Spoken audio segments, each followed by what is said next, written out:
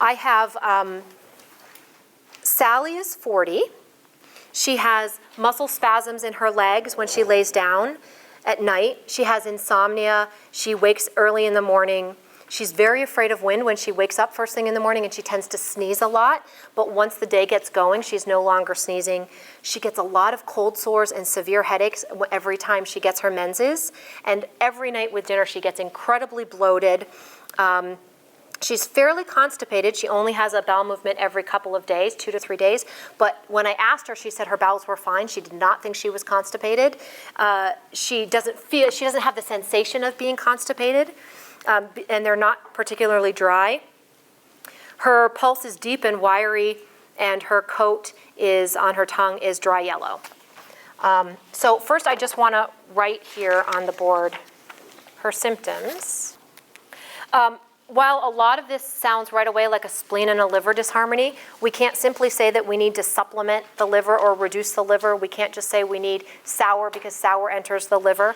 We have to clear the heat in her body as well as nourish the blood. So, okay, so when usually whenever I treat a patient and I start writing down their symptoms, I like to group them when it seems pretty obvious by what's going on. And so when I started to do that with this patient, I felt that these are really showing me a lot of heat in the body, these symptoms. These symptoms are showing me that she doesn't have an awful lot of blood. Her bowels are not moving, especially when she gets her menses. She gets insane headaches and she's just out for days. And then when she lays down at night, the blood isn't flowing into her legs enough, so she's got muscle spasms. So I'm going to put kind of blood shu. And then these symptoms show me that her qi is also a little bit deficient. She's afraid of wind.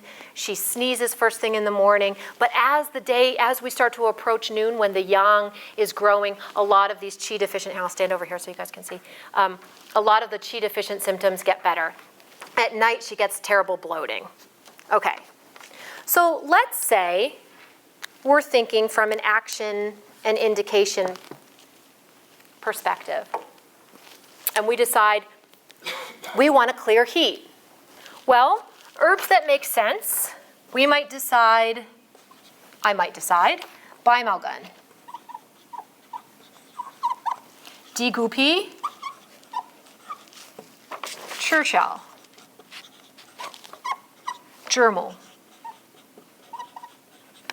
Those seem like herbs. We know that they clear heat. They clear heat from the blood. We know she's a little irritable. We might think about these things as irritability and kind of liver. Blood deficiency. We want to nourish the blood. Well, everyone's going to end up giving her dongui. That seems pretty self-explanatory. And probably baishao and shudi. If we think that we need to build qi, and again, I'm choosing this first group of herbs, I'm purposely choosing based on action and indication. If I think these are the herbs that are going to do the function, I might decide she needs some dangshen. Maybe she needs some fuling. She probably needs baiju, muxiang, and hopua. Is my writing okay? You guys can see what's going on here? Okay, hopua. All right. So here's the problem. Baimalgun. It's pretty cold and sweet. All right, maybe we could leave that in. Sweet is going to do what?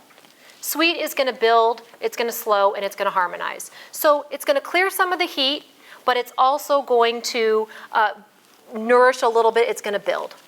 But here, Digupi, Churchill, and Germu, these are all cold and bitter. What's bitter going to do? Bitter is going to drain. It's going to dry.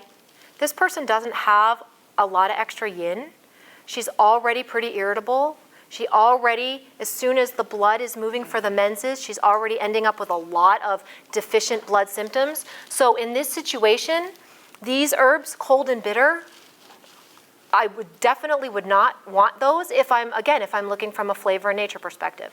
And when I first wrote these down in preparing, when I saw her, I knew immediately I wanted to use her as a case example. And so I purposely chose herbs without thinking of flavor and nature, but just thinking of action. And then later went and said, okay, let's look at these flavor and nature and what would be appropriate and inappropriate. Okay, so these three, not so good.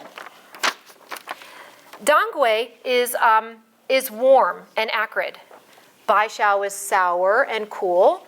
And Shudi is warm and sweet and bitter. Sour, maybe gather, not such a bad thing. Warm, warm. I don't know if I want warm. She's not cold. Her qi is a little bit deficient. It might help to have something warm in there, a little bit to build her qi. But again, these immediately become question marks for me with somebody that's got irritability, that's got dryness, that needs her blood nourished in maybe a different way, and not a warming way. Build qi. Baiju, this is warm and bitter. This is okay. This is bland. This is sweet. This is acrid. Well, I'll talk about those in a minute.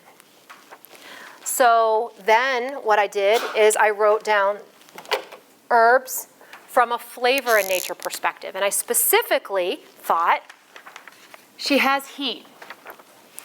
I know I want to cool the heat. And I know I want something sweet because sweet builds. So I right off the bat thought about what herbs are cool and sweet that would help this. And so I ended up choosing Tianhua Fen, Mai Mendong. I'm just going to write Mai Dong. Cao Zhiming.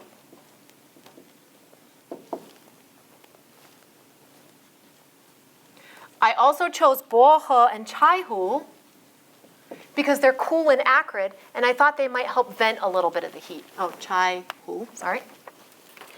I decided that the most important quality in treating her blood deficiency was to choose sweet herbs. Can you see? Do you have a question? Just what is Cao Zhiming? Cao Zhiming? Zhimingze.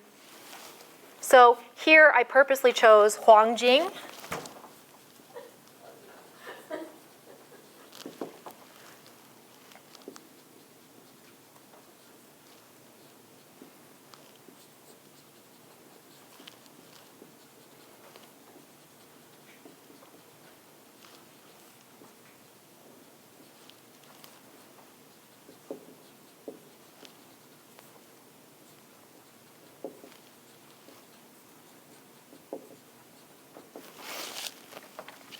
So the last bit, here I purposely wanted something sweet. I wanted to make sure I was using a sweet herb that would nourish the blood.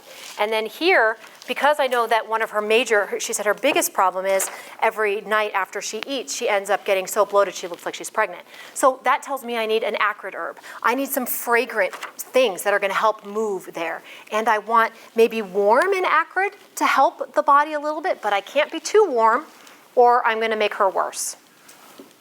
So